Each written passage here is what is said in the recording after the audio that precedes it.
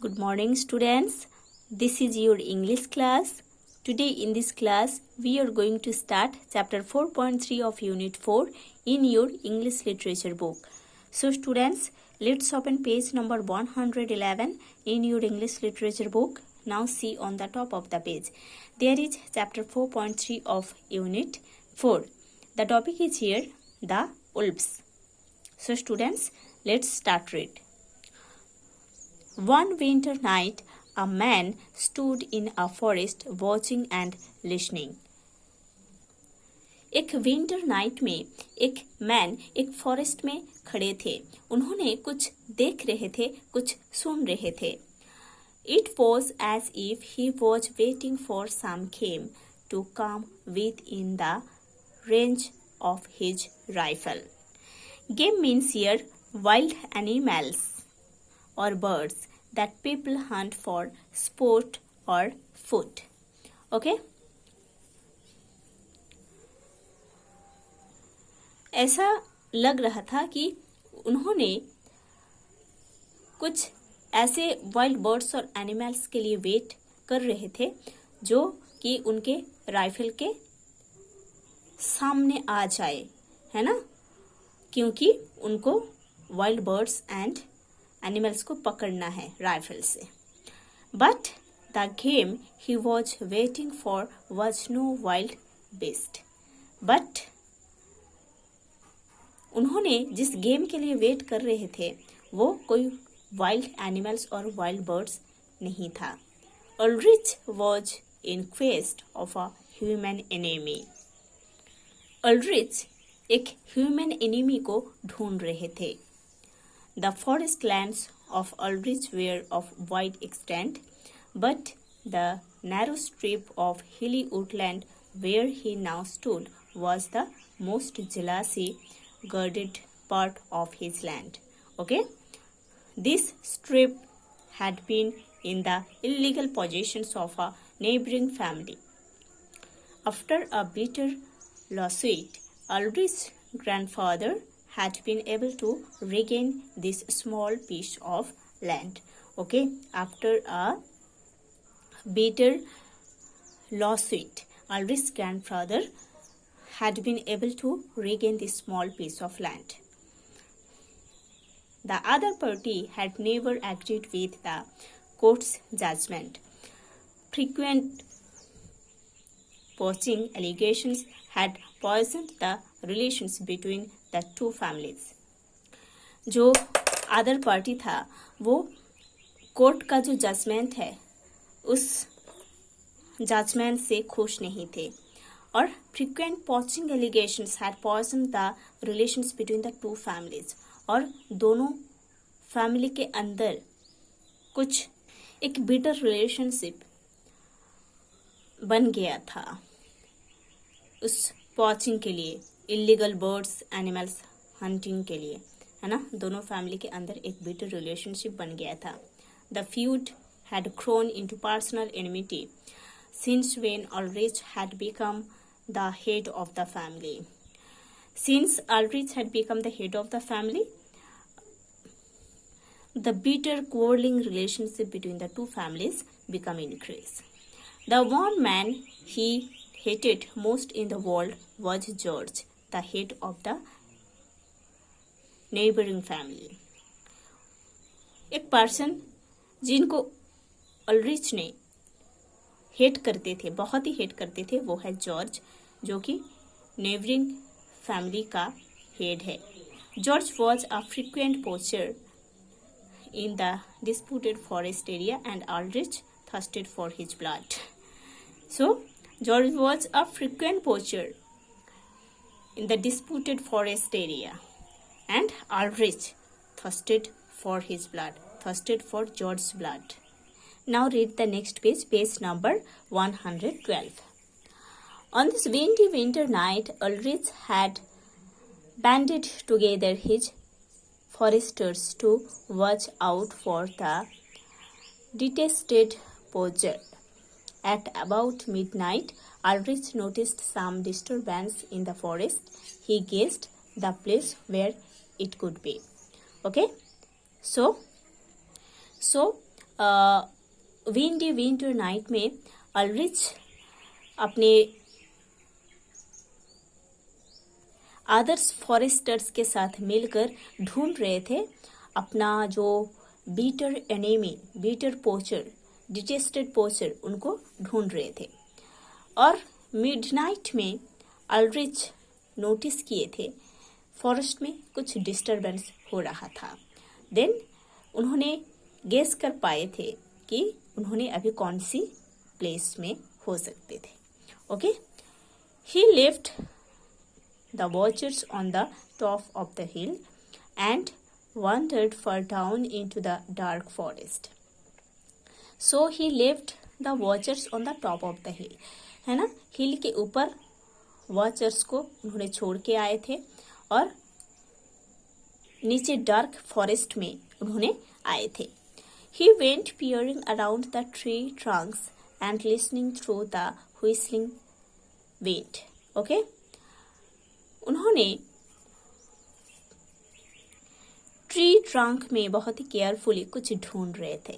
Okay, और उन्होंने सुन रहे थे विंड का आवाज, हवा चलने का आवाज। If only he might come across George on this dark night, that was the uppermost wish in his thoughts. Aldrich सोच रहे थे कि इस डार्क नाइट में जॉर्ज के साथ उनका मीट होता तो बहुत ही अच्छा रहता। And that was the uppermost wish in his thoughts. उन्होंने जो कुछ भी सोच रहे थे, उनके जो सोच था, उनके सोच का जो अपर मोस्ट विश था, ये था जॉर्ज, है ना। अभी जॉर्ज मिल जाता तो बहुत ही अच्छा रहता। And as he stepped round the trunk of a huge tree, he found himself face to face with the man he was thinking of. जब उन्होंने उस huge tree का जो trunk उसको क्रॉस करके आए थे, उन्होंने ऐसे एक पर्सन का फेस टू फेस हुए थे जिस पर्सन के बारे में उन्होंने सोच रहे थे। ओके, जब अल्ड्रिच उस ह्यूज ट्री का जो ट्रंक है उसको क्रॉस करके आए थे, तब उन्होंने it may be it's my thinking, उन्होंने जॉर्ज को फेस किए थे, है ना, जिसके बारे में अल्ड्रिच सोच रहे थे। The two enemies stood glaring at each other. Okay, here glaring means looking at somebody in an angry way, गुस्से में देखना होता है। ठीक है, ये दो एनिमी एक दूसरे को बहुत गुस्से में देख रहे थे। Each had a rifle in his hand, दोनों के पास, दोनों के हैंड में राइफल था। Each had hate in his heart and murder in his mind. Okay, each had hate in his heart, दोनों के हार्ट में हेट था और माइंड में मर्डर का थिंकिंग था। But before they could strike each other, nature struck them down together. दोनों एक दूसरे को स्ट्राइक करने से पहले नेचर उन दोनों को साथ में स्ट्रक डाउन कर दिया था। A stormy gust of wind blew down the huge tree and it came crashing over the two. Okay? एक stormy wind ब्लो हो रहा था और एक ह्यूज ट्री, है ना, एक ह्यूज ट्री क्रॉस हो गया था दोनों के ऊपर। ठीक है, Aldrich found himself flat on the ground. Aldrich खुद को देखा था कि वो ग्राउंड में सो गया था, फ्लैट हो गया था। His one arm was buried beneath him, और उनका एक हाथ, एक आर्म उनके बॉडी के नीचे में था, may be. The other was caught in a tangle of branches.